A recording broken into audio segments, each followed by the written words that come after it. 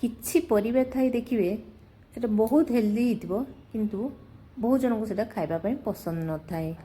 ता भीतर गोटे कंचा कदली आमर थाए जमिति मूला थाए कंचा कदली। तो आज से कंचा कदली को लेकिन मुझे दुईटी रेसिपी आनी बहुत ही सिंपल रेसिपी जोटा आपण मानक निश्चय पसंद आसीबो। तो प्रथमे मु कंचा कदली गुड़ धोई नेली एबे धोई के तार चप्पा को प्रथमे छड़ाई नौची।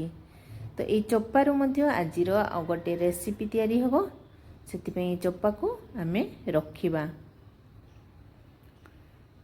सब गुड़िक कदली गुरु चोपा गुड़िक प्रथमे छड़ाई नबा एवं कदली को आमे एबे काटी नबा। कदलीर काटिबा देखंतु काटिबा तो समस्ते जानती किंतु एठी मु बॉक्स बॉक्स टिके काटिची टिके बड़ा बड़ा पीस रे टिके डिफरेंट साइज रो आज कदली भजाटा तैयारी हबो।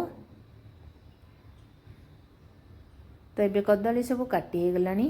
गोटे बड़ पतिला रे मु पानी नहीं से हलदी गुंड दे दूची एवं जो कदली को काटी रखिथिले ताको पकई नबा। या द्वारा कौन हम ना आपंकर कदली कला पड़ो ना ता सहित गोटे अठा अठा अंश थाई जोटा सेटा मध्य छाड़ी हो। एबे से हलदी पानी रे भल भाव में कदली गुड़िक धोई नबा तार चोपा को मध्य सेमितिक भाव में धोई नबा। एबे से कदली भजा पई देखंतु गोटे मसला प्रस्तुत करबा। एथिरे मु किछि पुदीना पत्र किछि धनिया पत्र एवं जेतिकी आमर दरकार हलदी गुंड सेतिकी नेइछि लंका गुंड आधा स्पून एवं या को भल भाव में ग्राइंडिंग करनबा। एबे गोटे कढ़ई रे तेल दे प्रथम एथिरे मु दे दोछि आधा स्पून जीरा। जीरा देला परे जो कदली को आमे रखिथिले काटिकी धोईकी ताको आमे प्रथमे एथिरे दे दबा। या सहित मु एथिरे गोटे आलू मध्य मिसै देछि ताले जहा को कदली छोट छुआ माने कदली सहित आलू मध्य खाइबा पई पसंद करथांती सेतिके तेयाबो को घड़ई के आमे प्रथमे कुक करनबा। एथिरे एबे देखंदो हमरो आलू एवं कदली प्राय सिझी आसिलानी। तो यही स्टेज रे आमे कौन करबा आमे जो बाटी की मसला रखिथिले से मसला को भी मिसेइबा। जो पुदीना पत्र एवं धनिया पत्र लंका हलदीर एबे एथिरे जीरा गुंड धनिया गुंड दे दूची एवं भल भाव में सब मसला को एबे मिसेइ नबा कदली सहित।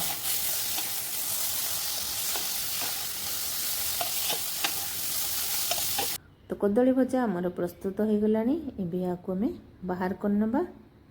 ता ऊपर टिके चिली फ्लेक्स मध्य दे दबा। बा कितने सुंदर होइछि देखि पारथिबे। याको खाली पट्टी रे मध्य स्नैक्स आकर रे खाइ दे परिबे। तो नेक्स्ट रेसिपी टी होछि हमर कदली चोपारू।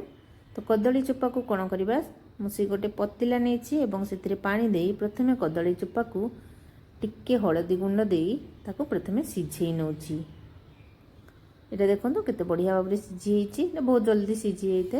एबे से ग्राइंडिंग जार रे कदली चोपा दीटी लंका रसुण 4-5 पीस एवं गोटे स्पून सोरिष गोटे स्पून जीरा एवं स्वाद अनुसार लूण दे तार गोटे भल भाव में पेस्ट तैयारी करनबा। गोटे कढ़ई रे एबे तेल दउछि मु 2-3 स्पून तेल देबे। सेतिरे आधा स्पून जीरा दउछि गोटे सुखिला लंका एवं गोटे छोट प्याज को काटिकी आमे भाजी नबा। प्रथमे आज वीडियो गुड़िक ये रेसिपी गुड़िक आपड़ जो देखिले दीटी जाक पूरा गाँवली स्टाइल रे एवं समस्त को एटा बहुत ही पसंद आसते खाइबापी। कदली चोपा को जदि एमती केबे बनै नांती ताले निश्चय बनातु। एटा बहुत ही बढ़िया लागिवो खाइबापी। पूरा पतुआ टाइप रो यार पूरा बास्ना आसीबो एवं टेस्ट मध्य। एबे या को भल भाव में आमे भाजीबा। एबे गैस रो फ्लेम को आमे लो टू मीडियम रखिबा एवं या को भल भाव में भाजीबा।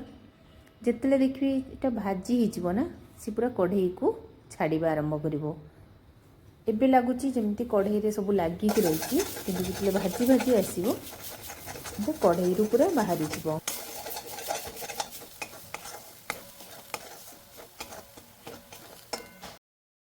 तो ये पूरा है आसलानी। तो फ्रेंड्स आज दुईटी जाक रेसिपी जदि आपको पसंद आसो प्लीज लाइक करदे एवं नुआ होते चैनल को सब्सक्राइब करने को बिल्कुल भी भूलिए नहीं। देखो केते सुंदर भाव में आमर ये रेसिपीटी तैयारी हो गलानी। ताले या एंजॉय करंतु निश्चय भात पखाल सहित रोची पुणी देखा अन्य एक वीडियो रे। Bye bye.